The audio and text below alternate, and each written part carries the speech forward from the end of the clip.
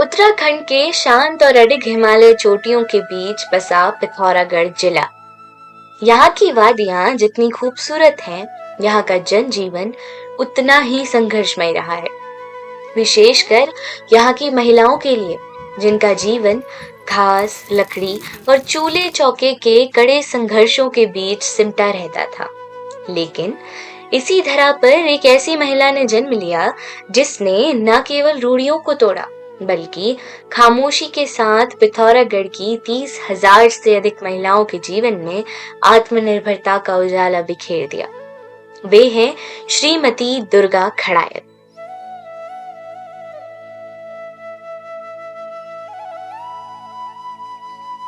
यह वाकया आज से करीब 4 दशक पहले यानी उत्तराखंड राज्य बनने से 15 वर्ष पूर्व का है। तब त्रिस्तरीय पंचायती व्यवस्था लागू नहीं हुई थी। पंचायती सत्ता में महिलाओं की भूमिका नगण्य थी और उनके लिए राजनीति में कोई मुकम्मल आरक्षण भी नहीं था।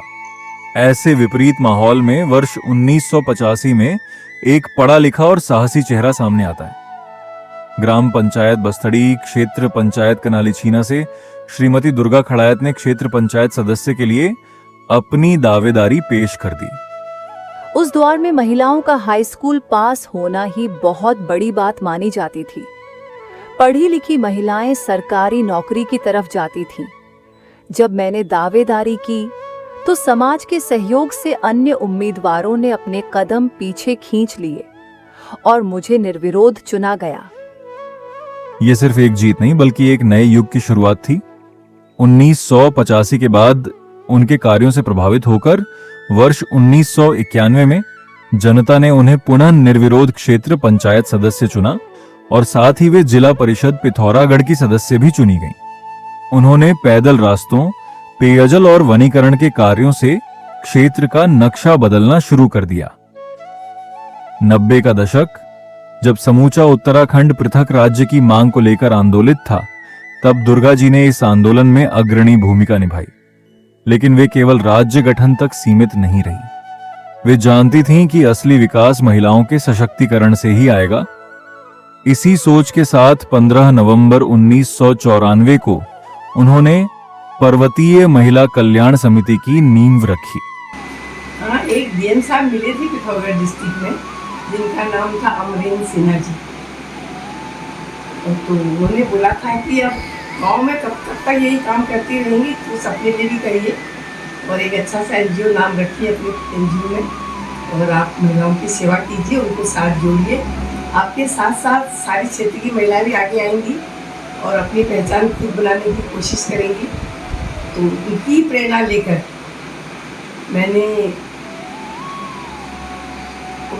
15 नवंबर 1994 को एक एनजीओ बनाई जिसका नाम था पर्वतीय महिला कल्याण समिति। और उनमें एक क्राइटेरिया था कि मतलब 3 साल बाद किसी भी एनजीओ को काम मिलेगा, लेकिन ऊपर वाले की कृपा से मुझे उसी जनवरी से ही काम मिल गया।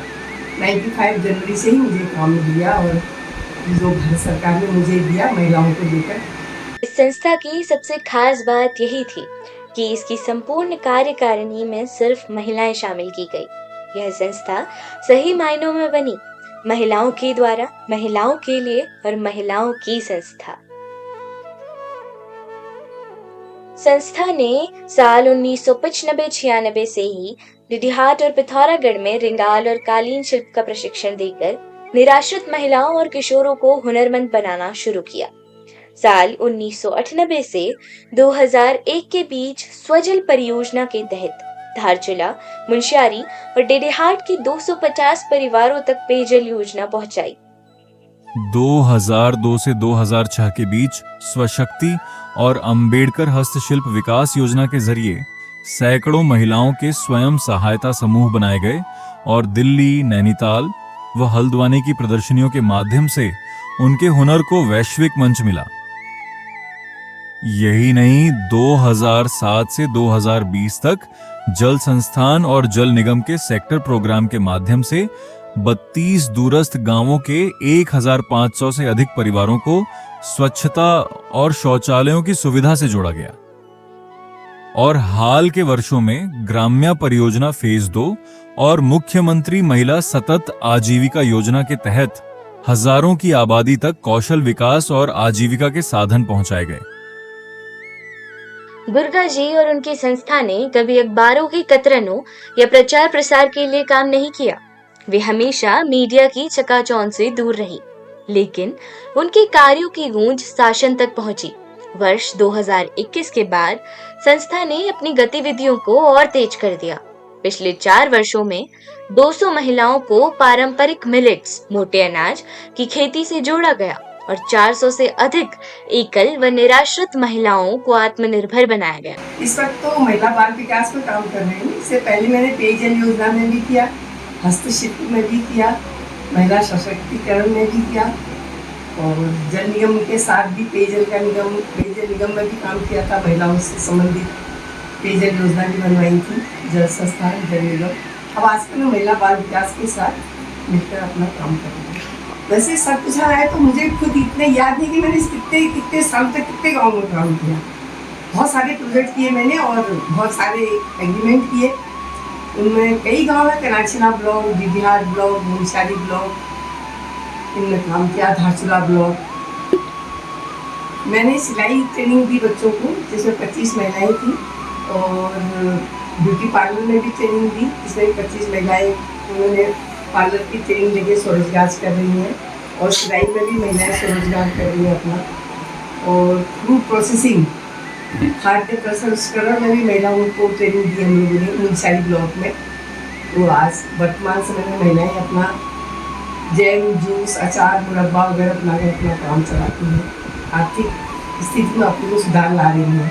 हाल की महिलाओं के साथ तो बहुत सारी समस्याएं हैं, लेकिन अब महिलाएं काफ़ी आगे आ गई हैं। कुछ हर क्षेत्र में आगे आ गई हैं, हर क्षेत्र में आगे आके अपना काम कर रही हैं और मुझे ये लगता है कि महिलाएं हमेशा आगे ही रहेंगी, अच्छा काम करेंगी। उनके इसी निस्वार्थ जीवन को देखते हुए राज्य सरकार ने उन्हें उत्तराखंड के सर्वोच्च महिला सम्मान तीलू रौतेली पुरस्कार से नवाजा और बीते वर्ष उन्हें प्रतिष्ठित नारायणी पुरस्कार भी प्रदान किया गया।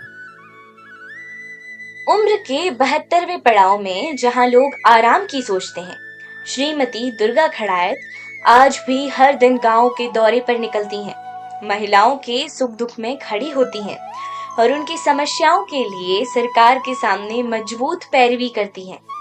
पिथौरागढ़ के पिछले आंचल में शुरू हुआ उनका यह सफर आज पूरे उत्तराखंड की नई पीढ़ी के लिए एक महान प्रेरणा स्रोत बन चुका है।